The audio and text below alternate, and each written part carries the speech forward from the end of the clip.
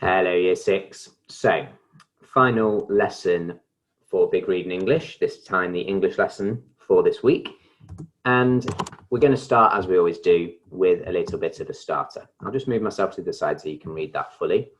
This is your starter, and all I'd like you to do, please, is I'd like you to write out that section of text, and I'd like you to properly punctuate it. It tells you what's missing. You're missing 2 full stops. It's missing a semicolon, and it's missing various capital letters. So I'd like you to write that out, and I'd like you to make sure it is properly and accurately punctuated, please.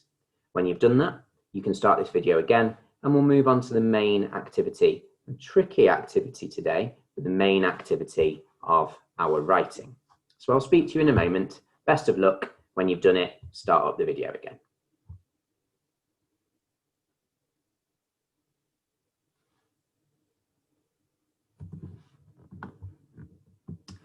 Okay, so you have all, or nearly all of you, have now done your cold writes, and we've looked at a good example of a persuasive letter. We've looked at formality, and one of the other things that you had on the success criteria list that I gave you for your cold write was to use something called the subjunctive form. Now, it's not completely new to you. It's not something you've completely not heard of. We have touched on it before, but it is tricky, and it's not something we use a lot. It's really only used in persuasive writing. It's a very unusual way of messing with verbs, I suppose you could refer to it as. So what I'll be looking for today is, it's most simple that you're able to identify what the identify where the subjunctive form has been used. So you've been successful today if you can even do that. If you can see a text and go, right, that one there, that is the subjunctive form. You've been even more successful, you've shown an even better level of understanding if you're able to use the subjunctive form. So not just identify it, but actually use it yourself accurately. And then finally, I'll know you've really sort of mastered the subjunctive form and got a really thorough understanding and a deep knowledge if you're able to use that then completely independently of me telling you anything about it in your persuasive letter. So that's what we're going to be trying to do today. So let's start with the obvious question then. What is the subjunctive form? Because it's not something we see very often. It's not like if I say to you adjectives or verbs or even subordinating conjunctions or relative clauses. We've done them loads. You could explain that to me. I wouldn't need to explain it to you. The subjunctive form, though, we don't use often, so it does need some clarification. So, a little bit of writing for you to read on the screen there. I'm going to be quiet for a moment whilst you read that, and then I will sort of summarize what it says before we go on to the next slide. So have a read over everything on the screen, and then when you've done that, I'll carry on telling you a bit about the subjunctive form.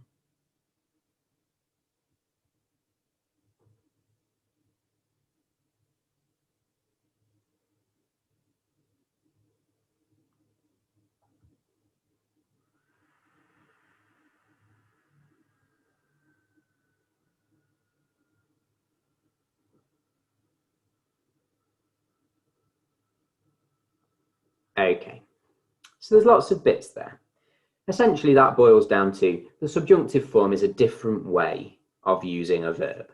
We're used to using verbs all the time. We use them in all of our writing, really. Subject, verb, object makes up the very basis of our sentences and our clauses. But the the subjunctive form adapts verbs a little bit. And it adapts what we call an infinitive verb. And I think most of you will have thought the same thing when you read that. And that will be, hang on, what on earth is an infinitive verb?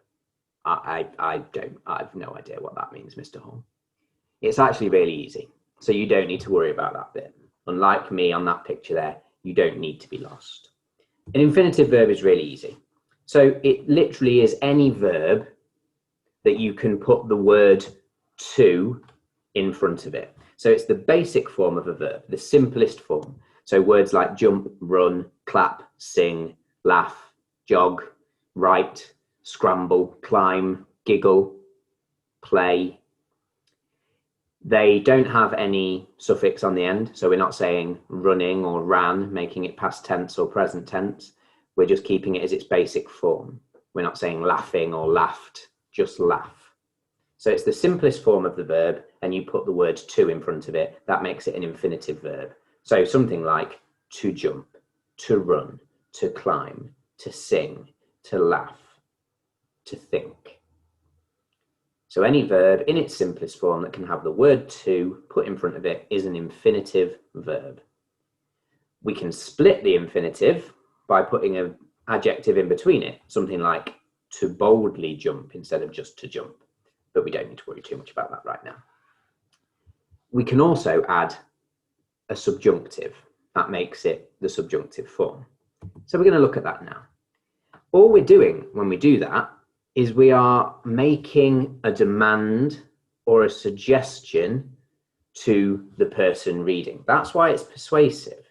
So it's where we take a normal sentence, something like I demand that she be. That is immediately the subjunctive form, because you've got the key word here is that. You need that in there. You've also got your verb, your infinitive verb. So to be, to listen, to write, to focus, to attend. So you've got your infinitive verb and you've got the word that, and you're suggesting, demanding, or sort of insisting of somebody something. So I demand that she be allowed out of the house. Mrs. Waters suggests that he listen to her lesson. Jane commanded that Bert write down all the verbs that he knows. So it's where the subjunctive form can be, it's two things, we're covering the first one now. It can be where you demand, insist, suggest, request something, but it has to contain the word that, and it has to contain that infinitive verb. So this table shows you the things you can put in. So you can have your proper noun or your pronoun. You then need your verb, you need the word that, then another noun or pronoun, and then your infinitive verb. So to do a different one here, we could have something like, my proper noun or pronoun could be Mr. Hall, verb, thinks that he, infinitive verb, let's go with, so Mr. Hall thinks that he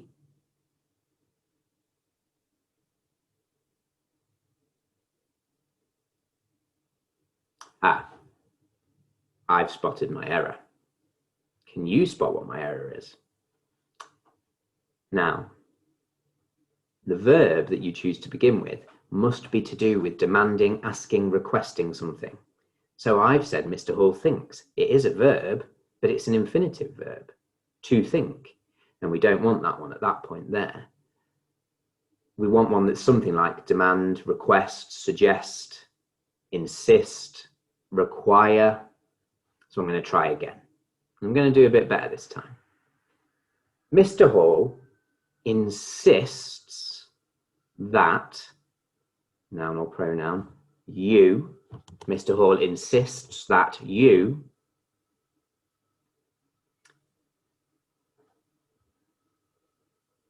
think carefully about the subjunctive form. And that is the subjunctive form, right there. The first task I'd like you to do is fairly simple. I just want you to finish those sentences that were started in the table. So the first one, I demand that she be quiet or else she would need to leave the room. I'd just like you, please, to write 5 sentences. You've been given the first 5 words of each of those sentences. You just need to finish them off and end them with a full stop. Because that way you're starting to interact with that system, that routine of using that and an infinitive verb to create the subjunctive form. So that's task one, number 1, please. I'd like you to pause the screen on this slide and complete the 5 sentences, ending with a full stop and punctuating everything correctly. When you've done that, start the video up again. We'll go on to looking at the second way, I would say the more common way that the subjunctive form is used. I'll speak to you in a moment. Go and have a go at that activity for me, please.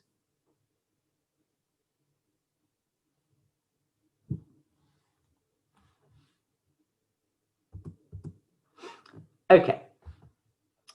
The second way of using the subjunctive form, the more common way it's used, it's even used in pop songs, If I Were a Boy by Beyonce being a big example, is when you're suggesting an unreal or imagined situation. That could be something you desire, something you wish, something you hope for, something you're dreaming of, something you just want to come true. Again, really good for persuasive writing. And it follows such a lovely, simple pattern. You just say, if I were, and then what you are wishing you were. So if I were famous, I would. If I were stronger, I could. If I were rich, I might. The most frequently used one is, if I were you, I would seriously consider whether Virgo is to blame for the release of Prisoner 42. That's the good one in a persuasive letter, because you're immediately saying to the person you're writing to, you need to think about this carefully, because I'm giving you new information, and I think it's going to change your opinion. If I were you, I'd think this. It's a really good persuasive technique, and it's the easiest way of using it. It's the most simplistic way of using the subjunctive form. It's the one I would expect everyone will get a sentence in their persuasive right for their hot right that says, if I were you, I would do this, this, or this. So that's the second way of using it. The more simplistic way of using it, because it follows such a straightforward pattern. You just say, if I were, and then whatever you want after that. Which is a bit of a gotcha moment. We now know we can use the subjunctive form in an easy way. Some of you will have understood the other way, which is brilliant, because we're going to test that a little bit now to see which ways you've recognised. See if you can do the first part of that, Wilf, and identify where the subjunctive form is used. Let's have a look at that. So 4 sentences there. All I want you to do is pause the screen, and I want you to tell me which one of those 4 sentences is using the subjunctive form. Off you go.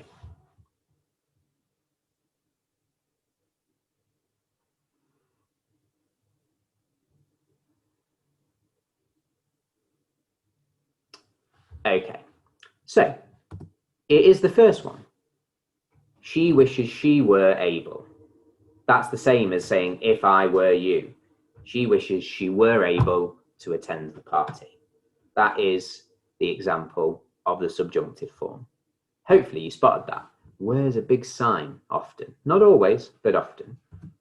Second one. For each sentence, I'd like you to circle the word that completes the sentence below with the subjunctive form. I'll give you a clue. Remember what we said the infinitive verb was, because each time you need to find which is the correct infinitive verb. If you can't remember that, maybe before you have a go at this task, sort of rewind back a few bits on the video and listen to me telling you what the infinitive verb was again. Pause the video here though, have a go at that. When you've done that, start the video up, and I'll talk you through what the correct answers were. Speak to you in a moment.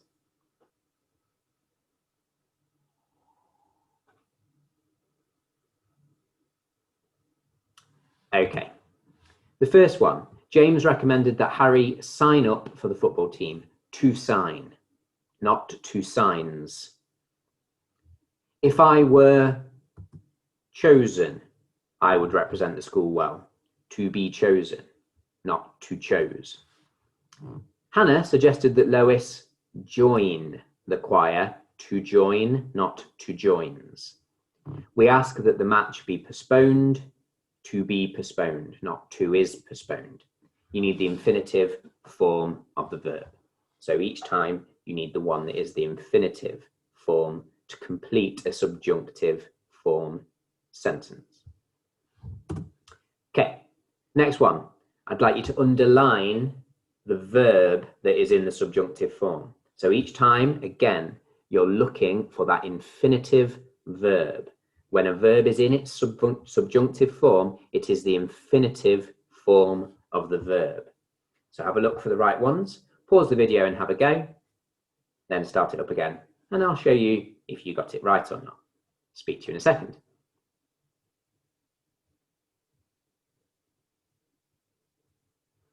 Okay, the first one, there are a few verbs. Suggested is a verb, past tense verb though, so it's not an infinitive verb. Arrive is also a verb, and that's the correct one because it's the infinitive form of the verb, to arrive. So that is the verb that is in the subjunctive form. Second sentence, the teacher commanded. Again, it is a verb, but it's a past tense verb. It's been adapted. So it is not the infinitive form of the verb. The one that is tie, to tie up her shoes. That is the infinitive form of the verb. And finally, C, requested is a verb, but again, it's had the suffix ed added to make it past tense, so it has been adapted to make it past tense. The infinitive verb is remove, to remove his shoes before entering. Entering is also a verb, just like in the second sentence, so is fell over, but they are both adapted and not the infinitive form of the verb. Entering has been adapted by having the ing put on the end, and fell would be fall if it's infinitive, to fall. Okay. I appreciate, I really do, that the subjunctive form is tricky. I completely understand that. But what I'd like you to do, and this will allow me to see where I need to help you, using this newly gained knowledge, because you will have learned something at this stage, even if it's just how to identify them by looking for the infinitive verbs, I'd like you to have a go at writing 5 sentences of your own that can then go into your persuasive letter. If you completely don't understand the first way we looked at, where you have the word that and your infinitive, then you can just use the if I were, and do 5 of those. But I'd like you to have a go at both. You can go back on the video, look at that table for the first one, see what each word needs to be, and then just fill that in as best you can. However, if you are really struggling with that, you can just do the if I were you, or if I were Have the very best go that you can. Remember, even if they're wrong, that is what learning is. So if you send me stuff that isn't quite right, that is not an issue. In a lot of ways, that's brilliant, because then I can give you the feedback you need. I can give you the support and the teaching that you need in order to help you develop, improve, and progress. So please don't shy away from it just because it's hard. Learning is hard. That's just what it is. It should be hard. But then it is hugely rewarding when you achieve something you've had to work hard for. Look forward to seeing them. Look forward to giving you some feedback on them. I'll be back next week with our second week of learning. It's really important that we are doing it because we are going to go into our second week of learning from home learning. We're then going to go back into school, and our third week where we do the hot right, that will be done in school. So we need to be really accessing and engaging with this home learning, ready for when we go back into school. I, for one, can't wait. I'll speak to you on Monday, but for now, have a lovely weekend and goodbye.